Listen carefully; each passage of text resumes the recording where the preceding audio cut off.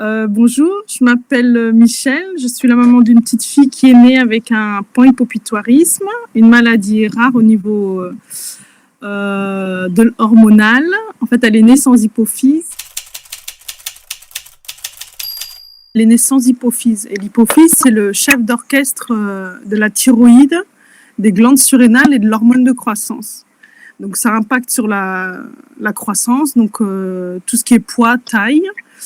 Ça induit sur le mécanisme immunitaire n'existe pas chez elle, donc elle est plus à ce niveau-là. Ça joue aussi sur l'alimentation parce que sur l'absorption, sur l'appétit, donc on a des troubles alimentaires. L'humeur. La thyroïde amène des troubles de l'humeur. Il y a une hyperpilosité aussi. Il y a une irritabilité avec les troubles de l'humeur. Hypersensibilité. Il y a une hypersensibilité vu qu'au niveau humeur, en fait, il y a une cyclothymie quoi, qui est présente.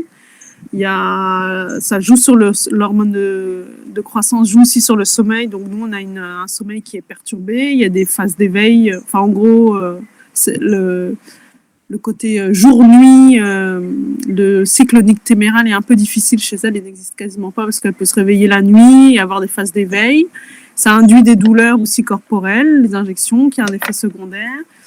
Ça amène des sudations. Donc, à la moindre émotion, elle peut sentir très mauvais et avoir une transpiration excessive. Même si on a réussi à contrer quand même avec l'acupuncture un peu tous ces effets secondaires. Mais voilà tous les effets secondaires qu'on avait.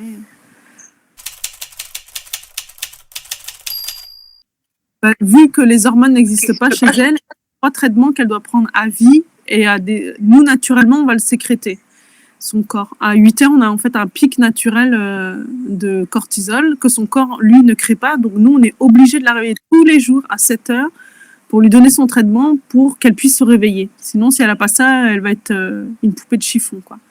Donc, on est obligé de la réveiller, lui donner le traitement et 1 heure après, ça agit. Et là, elle a le réveil pour pouvoir attaquer sa journée, jouer, manger, danser comme tout enfant.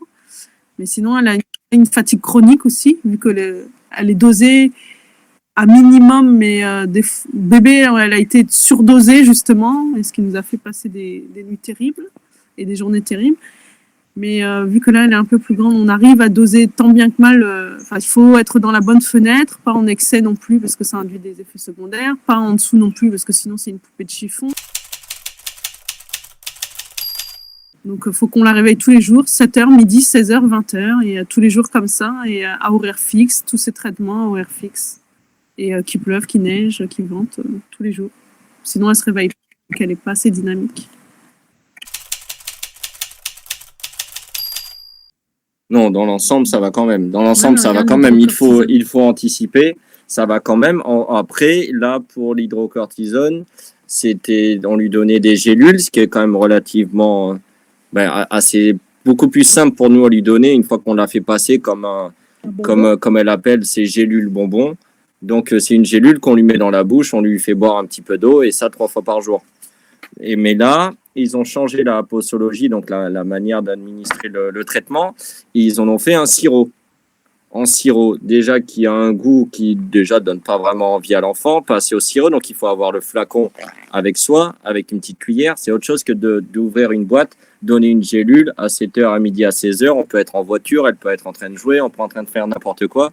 Une gélule, c'est facile à donner. Là, un sirop, il faut s'asseoir. Il faut faire en sorte que l'entourage soit quand même relativement propre. Il faut ouvrir le sirop, le mettre dans une cuillère, lui donner. Si elle remue, si elle bouge, elle en met partout, il faut recommencer. Elle est sale, il faut la changer. Enfin, c'est des contraintes terribles. Sans compter qu'il faut la conserver entre 4 et 8 degrés. C'est-à-dire qu'il faudrait avoir ou alors un frigo dans la voiture ou une glacière constamment avec nous pour lui donner son traitement. Et ça a été changé sans nous avertir du tout. On est allé chercher l'ordonnance, on est allé chercher les médicaments à l'hôpital et on nous a dit, par contre, maintenant, c'est plus en gélule, c'est en sirop. Sachant que le traitement de 7 heures, la L-tyroxine, et l'injection à 20 heures est déjà à garder au frais. En fait, on avait une certaine liberté entre midi, avec les horaires de midi et de 16 heures. Au moins, on pouvait partir la journée avec les gélules en poche et vivre notre vie. Sauf que là, ça veut dire qu'il fallait qu'on soit attaché à un frigo à 7 heures, à midi, à 16 heures et à 20 heures. Il y avait 2 faire en plus qui se C'est ça. rajoutait. Déjà que 7h et 20h, on est accroché à un frigo. Là, en plus, midi et 16h, il y avait ça qui se rajoutait, quoi.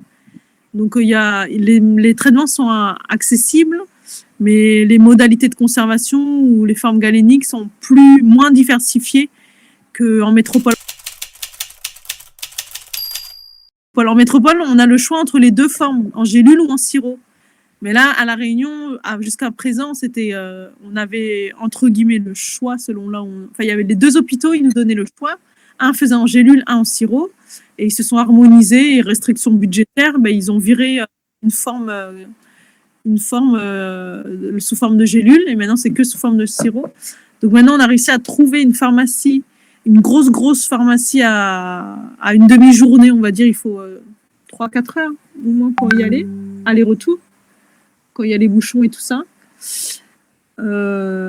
Pour qui sont OK de nous les fabriquer en gélule. Sauf que comme c'est hormonal, il y a une hypersensibilité.